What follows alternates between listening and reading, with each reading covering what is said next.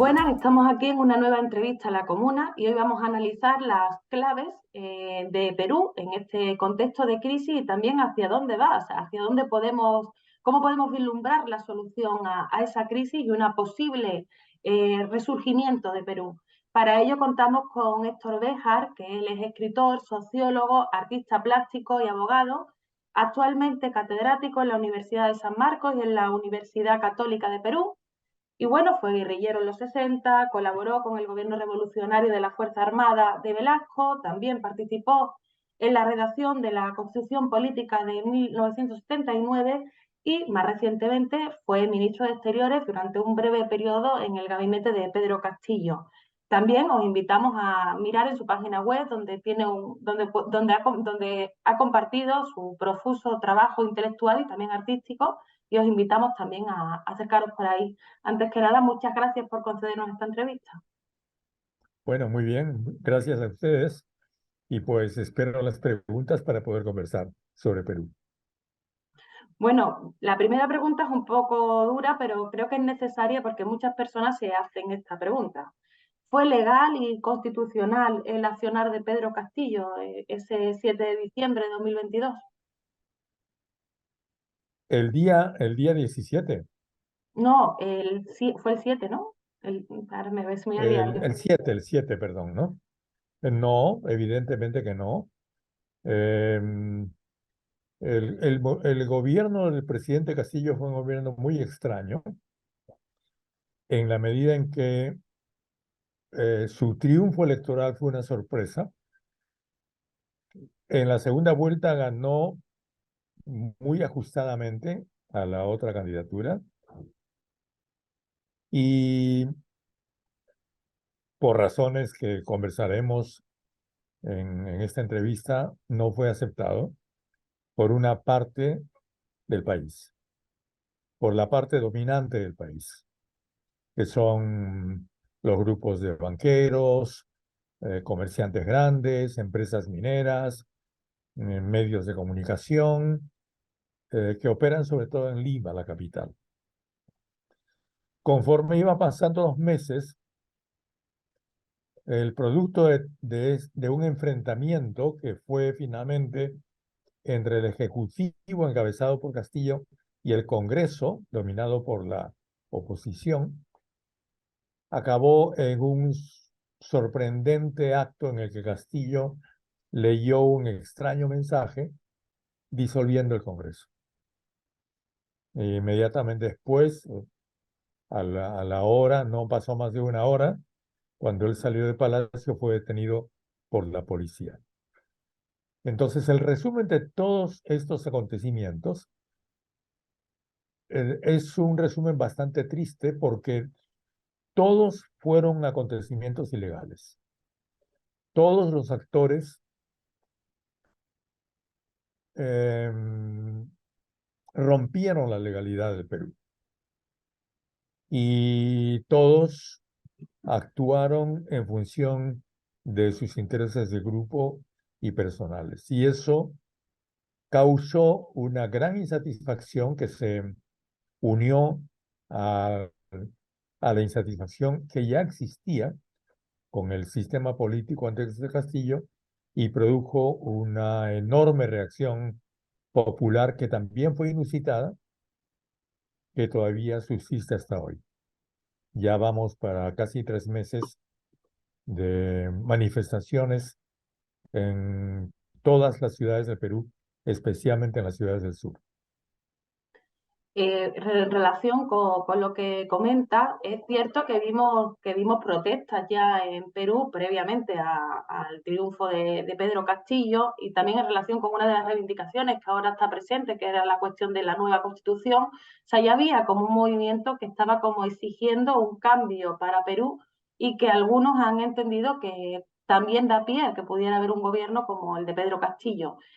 ¿Cuál es ese prolegómeno? O sea, ¿cuál es la situación previa al inicio del gobierno de Pedro Castillo entre o al menos aparente divorcio entre esas instituciones políticas y esa constitución, esa estructura de Estado, y una parte del pueblo que parecía que estaba exigiendo otra cosa?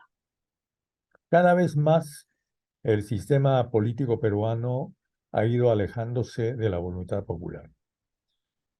Cada vez más ha ido siendo penetrado por todos los sistemas de corrupción, que son muchos en este momento en el Perú, que vienen de la corrupción del propio Estado, porque el Perú tiene un presupuesto que más o menos asciende a unos 60.000 millones de dólares, y parte de ese presupuesto es disputado por las empresas para hacer contratos con el Estado. En otras palabras, hay una fuerte rivalidad por el uso de los fondos del Estado. Hay un sistema de fondos de pensiones absolutamente corrupto que captura un ahorro forzoso de los empleados estables del Perú para dedicarlo a las acciones de las empresas privadas, sin dar cuenta a los aportantes y con pensiones miserables, digamos. Disculpe el uso de esta palabra tan fuerte. Em, y por supuesto, todos los tráficos ilegales, tráfico de personas, tráfico de drogas, que en el Perú es muy importante, porque el Perú es la segunda potencia productora de cocaína de alta pureza en el mundo, después de Colombia. Como usted comprenderá, un país en esas condiciones eh, es muy difícil que pueda ser un alojamiento de una democracia como la que todos quisiéramos.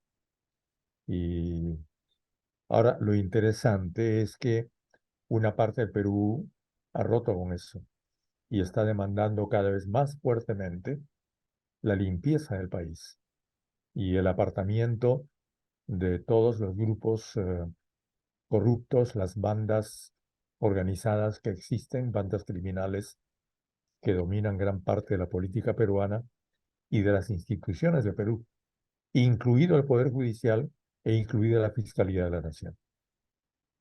De hecho, en ese sentido,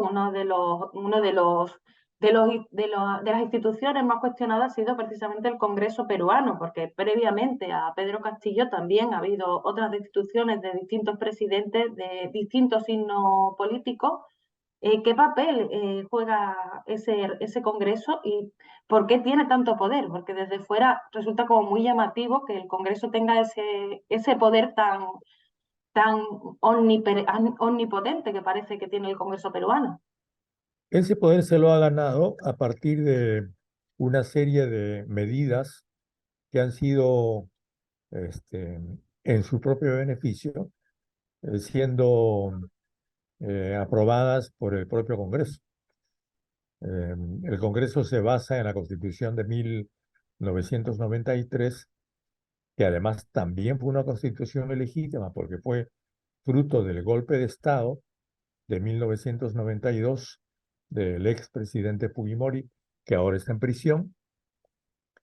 Y a través de todos estos años fue formándose un sistema que consiste en que los partidos políticos han ido desapareciendo y han sido reemplazados por grupos que son propiedad de personas, que a su vez son lobistas de empresas de diversos tipos. Entonces, lo que podemos pensar que es una organización como puede operar un partido en España, como el PSOE o como el Partido Popular o como el Partido Demócrata en Estados Unidos o el laborismo o los conservadores en el Reino Unido, ese tipo de partido no existe en el Perú, porque ese tipo de partido supone que los dirigentes son elegidos. En el Perú los partidos son propiedad de personas. Incluso algunos de ellos tienen el nombre de las personas propietarias. Y son propiedad de personas porque esas personas tienen mucho dinero o lo consiguen a partir de sus actividades políticas. Por ejemplo, el partido del expresidente Ollanta Humala tenía la O como símbolo. El partido fujimorista tiene la K de Keiko como símbolo. Entonces, son eh, no son propiamente partidos donde existan comités o asambleas, y los representantes tampoco son representantes, no representan nada. El Congreso tiene en el Perú 122 congresistas aproximadamente para una población de 32 o 33 millones de habitantes, pero esos congresistas no le dan cuenta a nadie. Una vez que son elegidos, hay lo que se llama en el Perú que no, los congresistas no tienen mandato imperativo, como dice la propia Constitución. Es decir, no están obligados a responder ante nadie. No es como un representante, por ejemplo, en el Reino Unido, que tiene que atender a sus electores, tiene que responder las cartas que le envían sus electores, tiene que tener una oficina.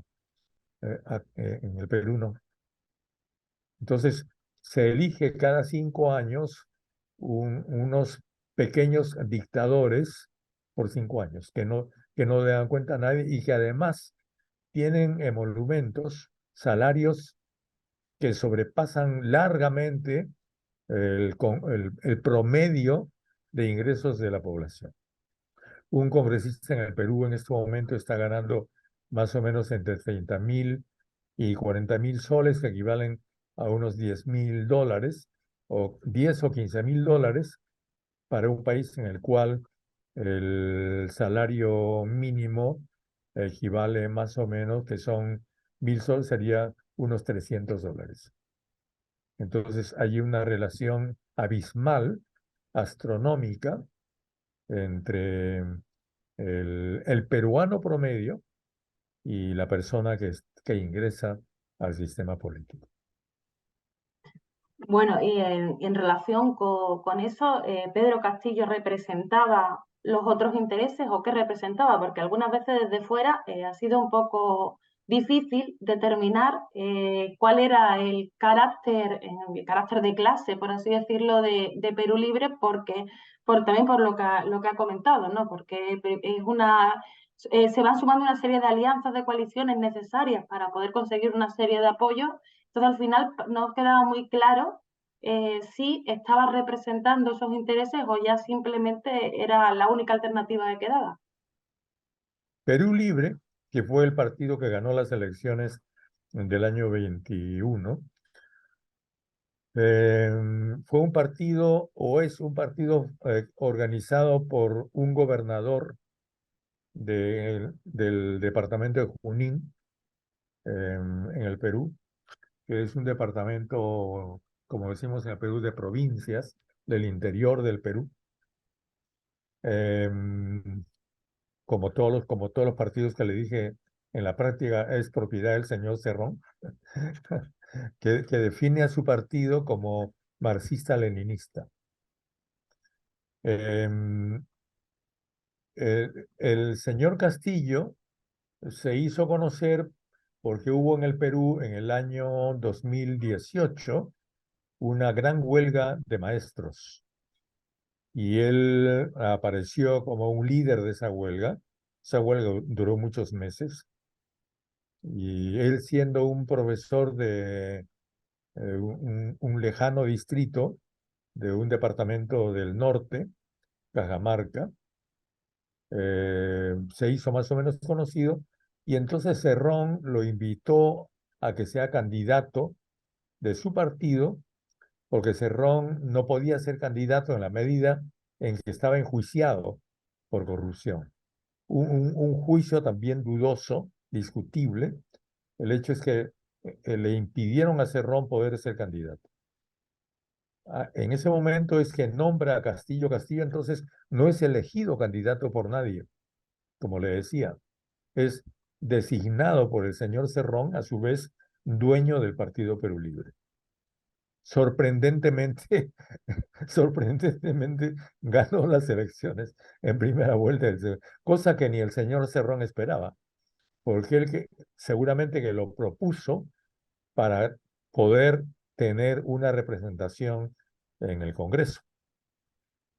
Entonces logró la representación del Congreso y además, como premio inesperado, la presidencia del señor Castillo.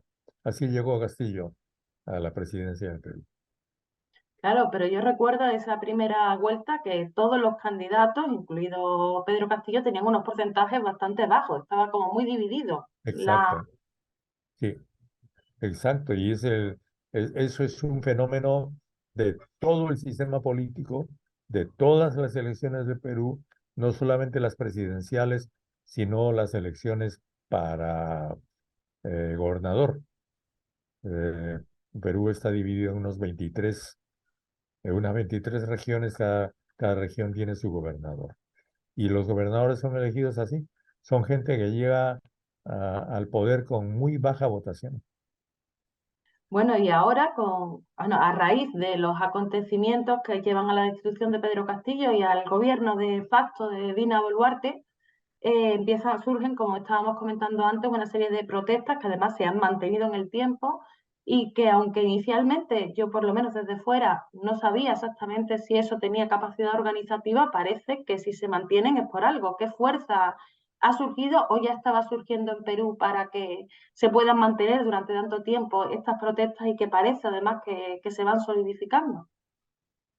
Cuando en el Perú fue el año 90 implementado, impuesto el que fue un programa neoliberal, que consistió en que en un país como el Perú, que no podía pagar su deuda, eh, es largo comentar por qué, que además había tenido una guerra civil en la práctica de 10 o 12 años, en la cual había habido mucho terrorismo, había muerto muchísima gente, muchos líderes populares habían sido asesinados.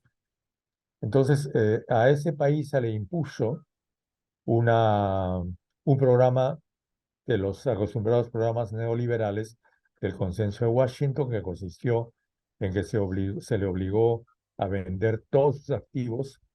Perú tenía 170 grandes empresas públicas, todas fueron vendidas. También sus industrias se desindustrializó. Perú tenía una industria más o menos significativa. Aquí se fabricaban automóviles, artefactos, se armaban barcos. Bueno, toda esa industria fue desmantelada y el Perú quedó absolutamente indefenso, eh, sin clases, porque la clase media fue empobrecida y la clase proletaria desapareció en la medida en que ya no habían industrias y quedaron los que hay una teórica muy conocida ahora que se llama Isabel Orey, los que se llama precarios, es decir, gente personalizada, individualizada, sin relaciones eh, institucionales, sin derechos, sometida a toda clase de abusos, y en esas condiciones quedaron miles de trabajadores, gente que tuvo que ganarse la vida a como de lugar, poniendo pequeños negocios, invadiendo las calles. Fue un caos y el Perú todavía es un caos. En esas circunstancias fue creciendo paulatinamente una nueva clase media popular, formada por pequeños empresarios que fueron convirtiéndose en medianos empresarios. Esa clase popular formada por transportistas, señoras dueñas de puestos de mercados, eh, y de comercios de distintos tipos, eh, fue asentándose y complementando, porque en el Perú, allá por los años 70, hubo una reforma agraria, complementándose con los nietos o bisnietos de los campesinos que habían sido liberados por la reforma agraria. Entonces se produjo una alianza, de hecho, entre las viejas comunidades campesinas, donde existían ya campesinos libres de las antiguas haciendas que eran muy feudales en el Perú, que venían desde la época colonial. Esos campesinos libres también se dedicaron al comercio y ha formado un nuevo pueblo en el Perú con una gran potencia económica que tiene una fuerte identidad histórica, la identidad de los aymaras, de los quechuas, de los chancas, de los pueblos amazónicos en el Perú ha sido recuperada por los propios pueblos. Y lo que estamos viviendo es la sorprendente emergencia, no esperada por nadie, de esos miles de personas, más allá del sistema político, porque no, si bien es cierto que entre ellos hay mucha gente de izquierda, no son militantes necesariamente de la izquierda, eh, sino que es una emergencia popular, totalmente popular, absolutamente nacional y muy vinculada a las profundas raíces históricas que el Perú tiene como un país que fue alguna vez capital de la, de una parte del sur del Imperio Español y antes todavía del Imperio Incaico. Ese es el fenómeno que estamos viendo ahora. Podríamos decir, en comparativa con otros procesos que se han dado en América Latina en los últimos años, que Perú también está ahora mismo en el camino de una segunda independencia, de una refundación de lo que es la idea del Perú. Es probable, es altamente probable.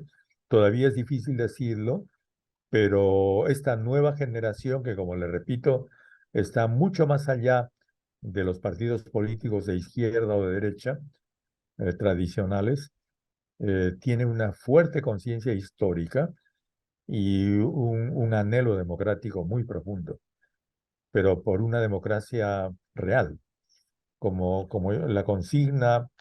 eh, la consigna de Castillo fue no más pobres en un país rico. La consigna actual es, esta democracia ya no es democracia. Entonces, son lemas muy fuertes que expresan eh, profundos deseos de una parte de la población. Entre las exigencias está esa asamblea constituyente y en una entrevista que le leí con usted, no recuerdo ahora mismo el medio, decía que había que distinguir entre asamblea constituyente y proceso constituyente. ¿Puedes desarrollar la idea? Exacto, exacto. Eh, yo siempre les dije a los compañeros cuando hemos podido hablar con ellos, sobre todo con los jóvenes, también con la gente de organizaciones populares, no piensen en una asamblea constituyente al viejo estilo. Lo peor que nos puede pasar es encomendar la redacción de una constitución a los constitucionalistas, porque los expertos en constituciones lo que van a hacer, quizá con la mejor intención, es repetir una constitución más de las muchas que hemos tenido en la historia del Perú. Esto tiene que ser un proceso constituyente, es decir, un fruto de un debate que surja de las bases populares y que recoja el estado de conciencia de la gente actualmente en el Perú, que es un estado que demanda la participación y la aceptación de que el Perú es un país de múltiples culturas, donde las mujeres deben tener derechos que ahora no tienen, donde los niños deben tener derechos, donde los jóvenes deben tener derechos, donde los adultos mayores también deben tenerlos y donde deben tenerlos las culturas distintas que hay en el Perú. Una vez más, los aymaras, los quechuas, este, deben ser permitidos de hablar en sus idiomas, de hacer discusión en sus idiomas y sus instituciones deben ser aceptadas como tales, porque las instituciones viejas, antiguas del Perú, milenarias de Perú son muy democráticas, porque son comunitarias. Ahora, por ejemplo, la gente que está viniendo a manifestar en Lima es gente enviada por sus comunidades, después de reuniones en asambleas. No son activistas individuales. Todos ellos son muy representativos de muy viejas instituciones del Perú. Entonces, la Constitución debería reflejar ese país que ahora nace o renace, como se quiera, ¿no? Hemos hablado, bueno, ha salido ya la cuestión de la provincia, de los campesinos, y quería preguntar en relación con eso. Recuerdo que José Carlos Mariátegui en sus ensayos decía que el problema del indio era el problema de la tierra. Después ya fue la reforma agraria. Y mi pregunta, ¿sigue existiendo el problema de la tierra en Perú, en esas riquezas que no son repartidas, por ejemplo? Sí, en gran medida sí, sigue existiendo tanto en la ciudad como en el campo, porque después de la reforma agraria se produjo una reconcentración de la tierra. Las mejores tierras del Perú fueron compradas de nuevo por grandes empresas y ahora usted tiene enormes extensiones de 30.000, 40.000 o más hectáreas en poder de monopolios. El Perú tiene una economía monopólica, todo está monopolizado, los bancos, los diarios, las televisoras y también la tierra. Y también la ciudad, porque también existen latifundios urbanos. Entonces, el Perú requiere tanto una nueva reforma agraria, de la cual empezó a hablar Castillo, sin saber bien de qué estaba hablando, este, y una reforma urbana que nunca tuvo. El problema de la vivienda en el Perú es un problema terrible. Hay este, una pobreza infernal en el Perú, tremenda. eh, Y eso no puede ser. No podemos seguir viviendo en esas condiciones porque eso también trae consigo un peligro terrible. Pero es un país de sismos, es un país de inundaciones y las edificaciones tan precarias que existen en las ciudades y la forma tan caótica en que se han construido las ciudades significa que en cualquier momento puede haber en el Perú una tragedia que ojalá no haya, pero que de producirse equipararía largamente a la que ha padecido recientemente Turquía, por ejemplo. Recuerdo una vez que leí que en la época de Fujimori, en relación con el robo de bebés que se produjo y demás, y sobre todo en las comunidades indígenas, una de las problemáticas para poder denunciar esto era que no existía una forma de demostrar que esa persona existía, porque no tenía una cédula de identidad. ¿Ese tipo de situaciones se siguen dando en Perú? ¿Sigue habiendo Siguen, da- ciudadanos que no son ciudadanos, digamos, que no están reconocidos como tal? siguen dándose. Hay una altísima proporción de gente sin identificación en el Perú. Y el Perú tiene dos fenómenos de los cuales la gente no habla, incluso los propios peruanos no hablan, que usted tiene que entrar a estudios muy especializados para enterarse de eso. Se produce una gran desaparición de personas. En el Perú desaparecen las personas, nadie sabe por qué ni a dónde, por un lado, y hay una alta tasa de suicidios. En el Perú se suicida, la última cifra es que se suicida un niño por día en el Perú. Es altísimo, altísimo. Entonces, el Perú es un país tan caótico que esto solamente lo saben los médicos o lo saben los policías muy especializados en el caso de las desapariciones, pero no hay una política pública que enfrente esta situación.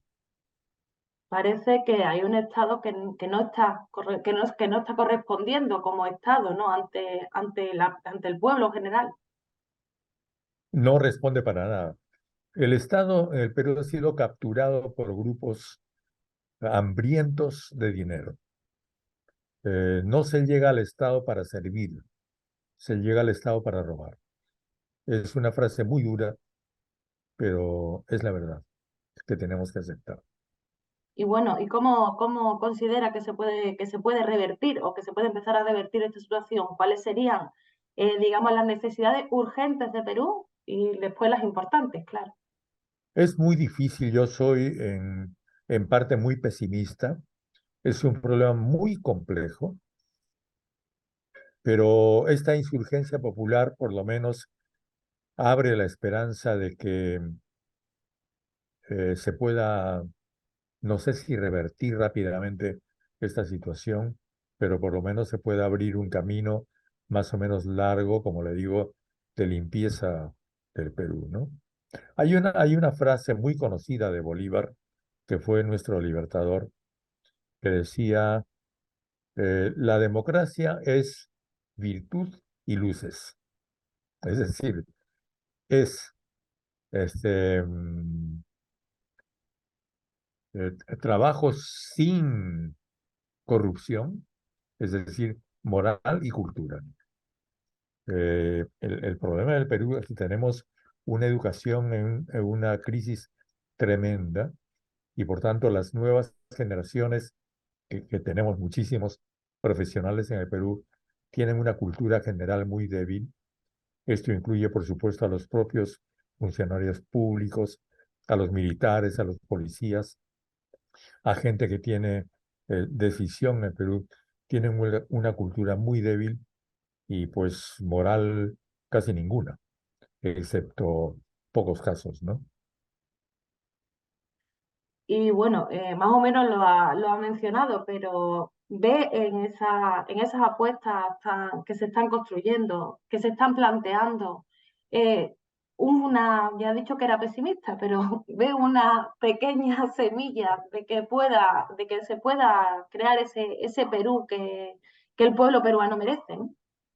Sí, yo creo que el propio pueblo está creando esa esperanza con su insurgencia. Es sorprendente la conciencia que ellos están eh, manifestando en unas condiciones tan difíciles, ¿no? Y como le digo, eso sí abre la esperanza. Yo era muy pesimista hasta hace unos meses sobre la situación del Perú, sus posibilidades de salir de esta situación, pero bueno, por lo menos haremos los que estamos trabajando con el pueblo de Perú todo lo posible para que se abra ese horizonte y se mantenga. Bueno, hay que también querer aprovechar para denunciar la represión que está viviendo ese pueblo peruano que se está manifestando. ¿Cuál es la percepción? También digo ya desde los medios de comunicación, ¿cómo se está presentando la situación que vive Perú en Perú? La presidenta actual ha entregado la represión a las Fuerzas Armadas y Policiales. Las Fuerzas Armadas y Policiales desde el comienzo, desde sus primeras actuaciones en un pueblo del sur, una ciudad del sur que se llama Juliaca, se han dedicado a disparar al cuerpo a la gente. Es decir, em, no han actuado con los métodos con los que actúan todas las policías del mundo para controlar manifestaciones, sino como si estuvieran en guerra. Es como si el gobierno del Perú, con las Fuerzas Armadas y la policía peruana, le hubiesen declarado la guerra al país. El producto es el que tenemos. Son 60 muertos hasta el momento, cientos de heridos, cientos de prisioneros maltratados, una violencia tremenda al enfrentar las manifestaciones. Y en realidad es un país que es presa de la violencia porque también de parte de los discursos de las televisiones y de los diarios hay mucha violencia contra los manifestantes, acusaciones de terrorismo, calumnias. Bueno, lo peor de la personalidad peruana ha salido a luz en estos meses y desgraciadamente todavía estamos en esa situación. ¿Cómo considera que se puede salir del momento, digamos, crítico actual? ¿Con unas elecciones como se ha planteado? No, yo creo que en las elecciones, si hubiese elecciones de inmediato, con las normas en que se hacen las elecciones en el Perú, tendríamos una repetición de lo ya visto. Y lo ya visto es que aparecen unas cuantas candidaturas de derecha, usan miles de dólares o millones de dólares en sus campañas, avisos en la televisión, en los periódicos, carteles luminosos en todas las calles del Perú, como fueron las elecciones del 2021. Entonces, si se produjera un proceso electoral, no debería ser con esas normas, debería ser con normas democráticas, donde realmente se permita al electorado peruano escuchar democráticamente diversas opciones. En el Perú, a partir de hace muchos años, desde el año 90 en realidad, no existe debate electoral.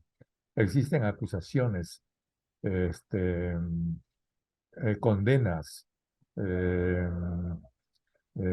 estigmatizaciones de distintos tipos, pero no se discute programas serenamente. Eso tendría que hacerse.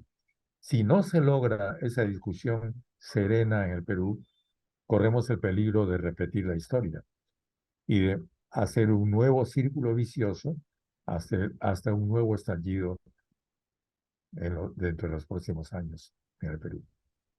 Y entonces, ¿qué alternativa hay para salir, digamos, de este momento, ¿no? Porque también se ha hablado del miedo o del peligro a una guerra civil, que esperemos que no sea. Bueno, alternativas hay muchas si aceptamos el sentido común.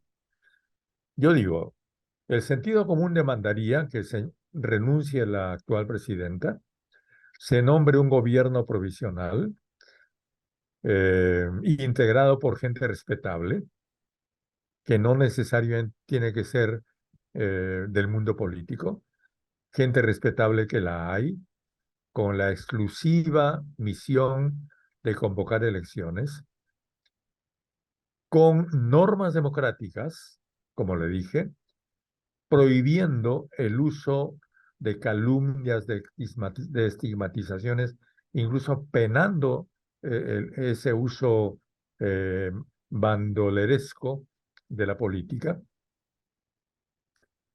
pero eso es imposible. Si yo dijera eso en un programa de televisión, me creerían loco en este momento en el Perú. Y como le repito, estamos ahora en este momento el debate es si renuncia o no renuncia la presidenta, si se convoca o no se convoca elecciones. La presidenta no quiere renunciar, quiere quedarse en el cargo. El Congreso no quiere convocar elecciones. Lo más probable es que, como ellos están esperando que el movimiento se agote, que la gente se canse de protestar, quieren quedarse. En principio hasta el 2024 y si es posible hasta el 2026. Y quieren que el 2026 o el 2024 hayan elecciones a la medida de ellos, de manera que salga alguien del mismo grupo de bandas criminales, según mi opinión, que usan la política como coartada y que van a querer hacer un gobierno de este tipo indefinidamente para los próximos años en el Perú. Eso es lo que ellos quieren, pero eso es suicida, porque puede generar en el Perú una revolución mucho más violenta. Y entonces vamos a tener una revolución como la francesa, como la mexicana, ¿no? Finalmente, porque la indignación de la gente, o de un sector, no de toda la gente, de un sector significativo del Perú es muy grande en este momento. Uno de los elementos que no sé, no sé si es cierto, y aprovecho también para preguntarle, pero he leído esto en algunos artículos, es que el Congreso peruano quería mantenerse en el cargo porque querían volver a renovar una serie de contratos ley que hay con multinacionales extranjeras y demás. ¿Qué hay de cierto en todo esto, en todo ese planteamiento que, insisto, lo he leído en varios medios? Hay 41 grandes contratos mineros que ya están financiados, que están esperando ser iniciados, a los cuales las comunidades locales resisten, no quieren esos contratos, porque son altamente contaminadores. En el Perú hay miles de niños con plomo en la sangre. Las aguas están contaminadas, el aire está contaminado. Esos contratos mineros son de minería de tajo abierto, que consiste en que en las alturas de los Andes, se hacen gigantescos forados, ¿no? Y toda la escoria, la basura, los desechos de esos forados forman montañas adicionales de escoria venenosa, porque es resultado del trabajo químico sobre esa tierra. La gente ya no quiere eso, la gente se hartó de eso. Incluso los actuales contratos mineros, los que están en actual ejecución y vigencia, algunos de ellos están paralizados, algunos grandes contratos. Ese es el problema que el Perú vive. Las comunidades de la selva no quieren más contratos petroleros. Los pueblos de la sierra no quieren más contratos mineros contaminantes. La gente está defendiendo su vida, está defendiendo su agricultura, su trabajo en este momento. No es una cuestión ideológica, es una cuestión de sobrevivencia frente a una inversión extranjera, este, absolutamente irrespetuosa de las mínimas normas ambientales. En ese sentido, la posición de Perú dentro de, vamos ya un poco hacia lo más internacional, la posición de Perú dentro de la esfera internacional es, es la de un país que depende en exceso de esas inversiones extranjeras aún hoy en día. Sí depende, pero yo también les digo a quienes me escuchan aquí en el Perú que esa dependencia es absolutamente falsa, porque es cierto, el Perú, del Perú, no es el Perú el que exporta, son las empresas mineras las que exportan un promedio de 35.000 millones de dólares anuales en total, en cobre, oro, hierro y otros minerales. Cuando usted va a ver el presupuesto peruano eh, y cuánto aportan esas empresas, de esos 35.000 millones de dólares, ellos solo aportan 8.000 millones de soles. Es decir, al cambio actual, son más o menos 2.000 millones de dólares. Los que los que entran al presupuesto peruano. Es decir, nada, nada, porque el presupuesto peruano sobrepasa los 60.000 millones de dólares. De esos 60.000 millones de dólares, las empresas, todo el conjunto de estas empresas contaminantes, aportan solamente 2.000 millones. Esas son Entonces, las cifras de ellos, ¿ah? Le estoy citando cifras no mías, cifras de la Sociedad Nacional de Minería y Petróleo. reformulando la pregunta, ¿se está produciendo o se reproduce constantemente un saqueo de los recursos peruanos?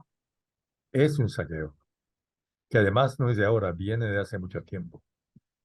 Del Perú se sacan millones de toneladas de pescado, millones todos los años, y otros millones de toneladas de mineral. ¿Le pagan al Perú por eso? Nada, nada. Llegan y se llevan todo. Nunca se ha recibido un solo dólar de los 10 millones de toneladas de pescado que salen del Perú. Las empresas exportadoras de agro, que están muy de moda, que son el nuevo boom del Perú, no le pagan al Estado por el agua que usan. Usan el agua gratis.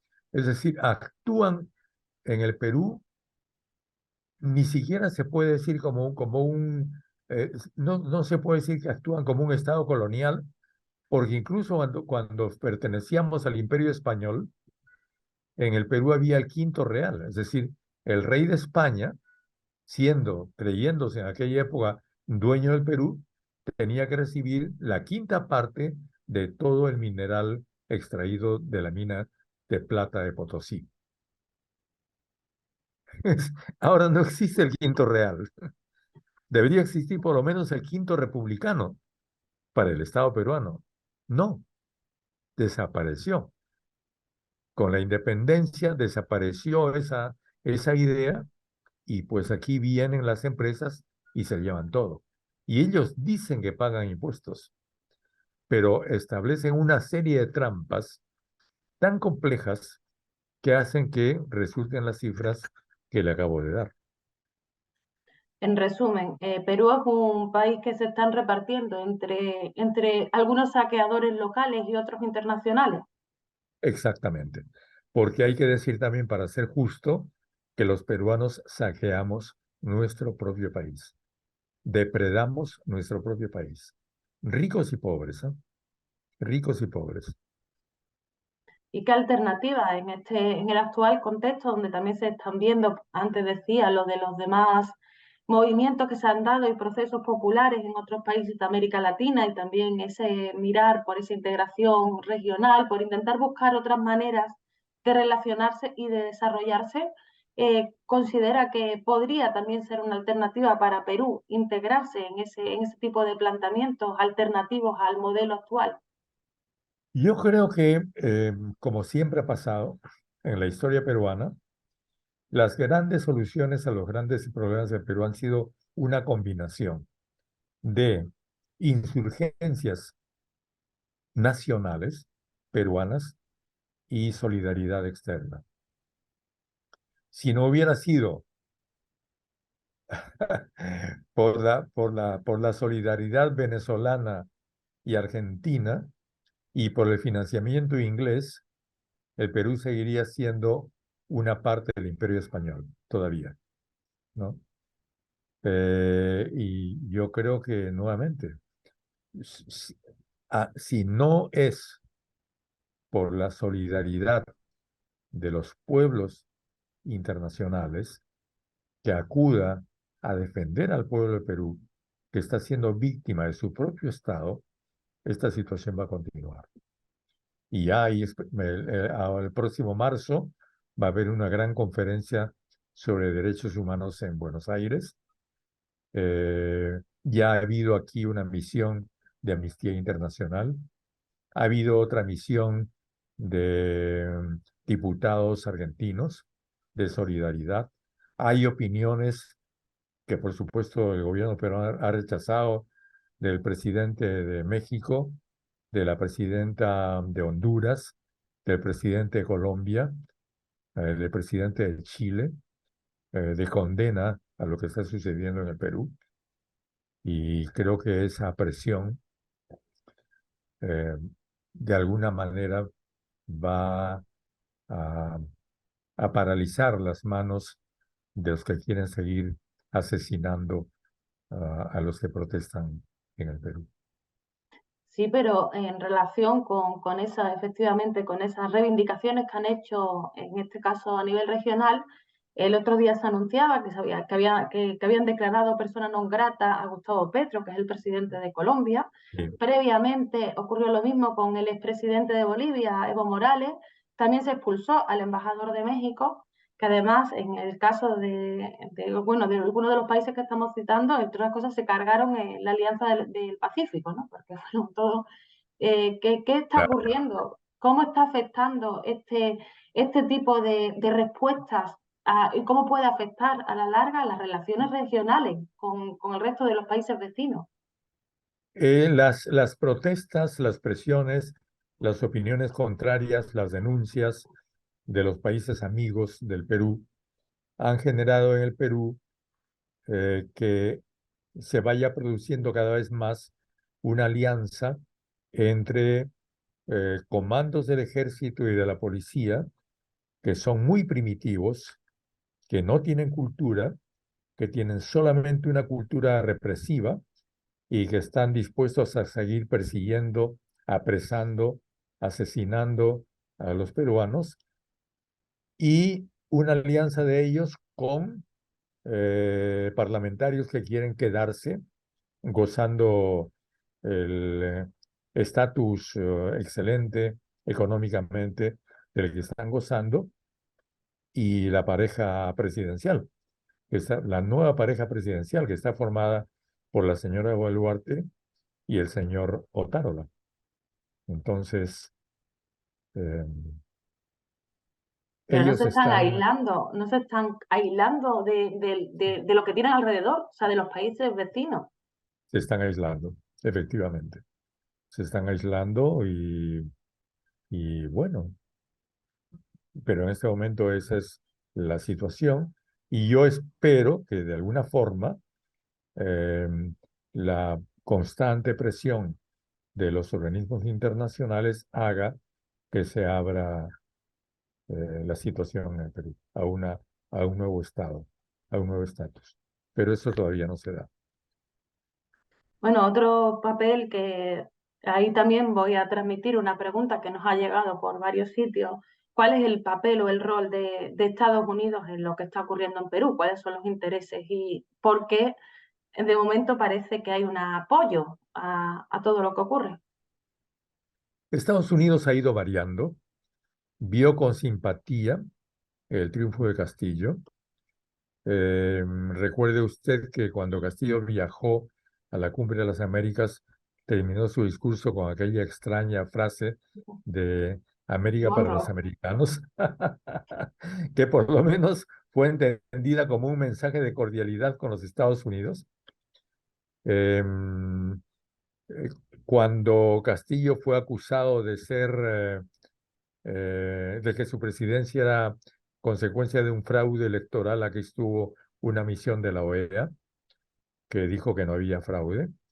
La oposición peruana, que al estilo Trump eh, fue incluso a tocar las puertas de la OEA en Washington, no fue recibida, le cerraron las puertas. Entonces, todo eso significaba manifestaciones de un cierto apoyo, tolerancia o simpatía del gobierno de Biden, acosado además en su propio país por Trump, que por supuesto no quería de ninguna manera que algo parecido a Trump aparezca en el Perú, ¿no?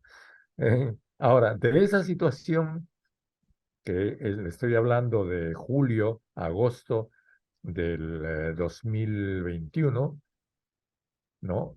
Al 2023 ya estamos en otra situación. La, la, la actitud de los Estados Unidos ha ido variando. Eh, eh, Al parecer, eh, las embajadas de Estados Unidos en el Perú, eh, cuando se ha producido este golpe de Estado parlamentario, rápidamente reconocieron al nuevo gobierno de la señora Boluarte, que por supuesto es abiertamente ilegal, pero fue reconocido muy rápidamente por los Estados Unidos. Yo supongo que Estados Unidos le teme a una situación inmanejable en el Perú. Y como siempre se equivocan en su política internacional, no están leyendo bien lo que está pasando en el Perú. Y lo están leyendo simplemente como una situación anárquica, y están tomando partido por el supuesto orden que en realidad es una pax a la romana, ¿no?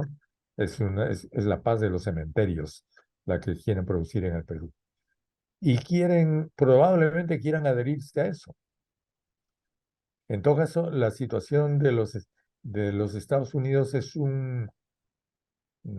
¿cómo le puedo decir? Una tolerancia amistosa, ¿no? Con el actual gobierno de la señora Boluarte. Están y Y estaban. explícita además, y explícita porque ha habido declaraciones tanto de la propia embajadora de los Estados Unidos como del vocero del Departamento de Estado.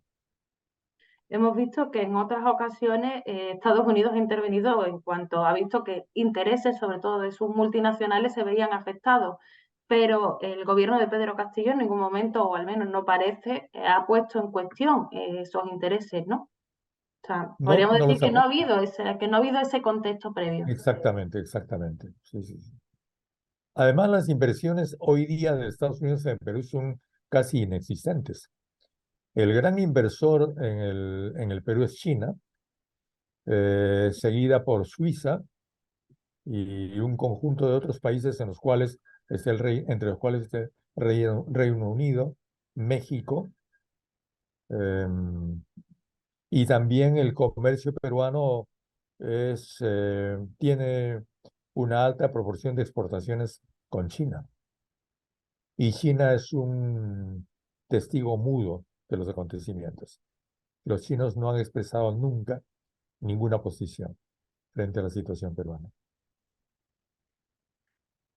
En ese sentido, podríamos decir que Estados Unidos ahora mismo no tendría un interés especial o particular con respecto a Perú, no como en otros casos, como hemos visto, por ejemplo, en Venezuela o en otros escenarios. Sí, no tiene un interés económico, pero sí tiene un interés estratégico y político, en la medida en que, de todos modos, Perú es un país que es la salida de Brasil hacia China, eh, y por su propia posición geográfica es importante desde el punto de vista económico, pero desde la geografía, no desde la inversión, y desde el punto de vista militar, porque la relación eh, militar del Perú es muy dependiente de los Estados Unidos. Todos los jefes militares y policiales de Perú pasan por escuelas norteamericanas desde esos años. Y hay misiones militares en el Perú. Está la DEA también operando en el Perú. En fin, el Perú es un país muy ocupado militarmente por los Estados Unidos. Bueno, también hay que recordar que antes mencionaba Venezuela, el famoso grupo de Lima, que fue una estrategia Claro. con respecto a Venezuela y, bueno, y se desarrolló en Lima. Ya no existe el grupo de Lima. No, no existe, pues, porque como los amigos norteamericanos tienen muchos problemas para leer las realidades de lo que pasa, ¿no? Formaron el Grupo de Lima, absolutamente dependiente del señor Pompeo, que en aquella época era secretario de Estado de Estados Unidos, pero el Grupo de Lima se deshizo cuando ganó AMLO en México, ahora que ha ganado Petro en Colombia, este, Piñera perdió en Chile y por su, por su propia inercia, el Grupo de Lima desapareció. Y eso les ha pasado también con la Alianza del Pacífico, porque la Alianza del Pacífico fue promovida por Estados Unidos para equilibrar, según ellos, el ALBA, la Alianza Bolivariana, que estaba liderada por Venezuela y era el gobierno de García. Entonces formaron, en esa época había en México un gobierno de derecha, el gobierno de Calderón, el gobierno del propio García y el gobierno de la señora Bachelet de la concertación, que era una concertación muy a la derecha en Chile. Esos gobiernos ya no existen y ahora el, el- la Alianza del Pacífico está totalmente a la izquierda con Boris. con AMLO, ¿no? Bueno, Es- ahora, claro, como comentaba antes, son personas no gratas o expulsan a su... Tampoco es que exacta- estén muy bien las relaciones ahí ahora. exactamente, ¿no? Bueno, en relación para ir también concluyendo, ¿cómo ve a nivel regional a América Latina en este momento? Porque parece que hubo ese momento que se llamó de flujo de los llamados gobiernos progresistas, después un momento de reflujo que creo que, bajo mi punto de vista, se inicia con el golpe de Estado en Honduras en 2009. A partir de ahí ocurren una serie de procesos, a veces golpes parlamentarios, otras veces más clásicos, como lo ocurrido en Bolivia, pero que llevó una etapa de reflujo y que parece que ahora, que ya lo estaba comentando, vuelve a haber un momento donde ese resurgir o ese intento de construir una alternativa real, insisto, de desarrollo para los pueblos latinoamericanos parece que vuelve a caminar. ¿Cómo ves la situación actual general y cómo eso puede repercutir también como apoyo a un proceso interno en Perú? Sí, vuelve a caminar con una amplia mayoría del progresismo en América Latina, con la excepción de Paraguay, Uruguay, Ecuador y Guatemala. Pero todo el resto de países, incluidos los grandes países de América Latina que lideran la región, como México, Brasil y Argentina, están ahora gobernados por coaliciones progresistas. Ahora, para equilibrar lo que estoy diciendo, también hay que decir que son alianzas. En algunos casos, como en el caso de Brasil, incluso fracciones de la derecha. Es decir, son gobiernos progresistas bastante moderados, muy moderados, y algunos de ellos, como el caso argentino, en situaciones muy difíciles porque Macri dejó a Argentina súper endeudada, con una fabulosa deuda, de la cual Argentina no puede salir. Entonces, Alberto Fernández está haciendo una presidencia muy difícil en Argentina porque está sujeto a la presión tremenda del Fondo Monetario, cuya deuda tiene que pagar. Entonces son gobiernos progresistas, pero también que no tienen el impulso del primer progresismo de Chávez, que fue mucho más entusiasta, radical, ¿no? En la época de Chávez, de Kirchner, del primer Lula, en fin, ¿no? Ahora ya es una nueva ola, pero bastante más moderada. Sin embargo, por supuesto, no deja de ser significativa, porque no deja de significar un nuevo humor político en América Latina. Hay que decir también que estos gobiernos tienen que enfrentar oposiciones a lo Trump. Es decir, el trumpismo, el, partidos tipo Vox o tipo Bolsonaro son ahora muy comunes en América Latina, con mayor o menor dimensión, pero es una oposición muy dura, muy rabiosa, muy extremista, muy extrema, eh, que, como le digo, elude el debate político y se limita solamente a las condenas, las estigmatizaciones, las calumnias, como pasa en el Perú en este momento. Bueno, en Perú, ¿representaría eso el fujimorismo o podemos hablar de otros actores? Sobre todo el fujimorismo, pero hay también otros actores. En el Perú, el Opus Dei opera, el actual alcalde de Lima, que ganó las elecciones, es un hombre del Opus Dei. Y bueno, ustedes como españoles saben perfectamente qué es el Opus Dei, no necesito explicarlo. Pues ahí lo tenemos, ¿no? Bueno, me pica la curiosidad de nombrarle a Vargas Llosa y qué opinión le merece. Vargas Llosa es un antiguo amigo. Yo estudié con él en la universidad. Hicimos una primera política juntos. Éramos muy jóvenes en aquella época. Eh, Con él tenemos una relación muy extraña porque eh, es una amistad que ambos sabemos que llega solamente hasta los años 70. De los 70 para acá no hablamos, simplemente. Por supuesto, yo discrepo absolutamente de sus ideas anacrónicas, ¿no?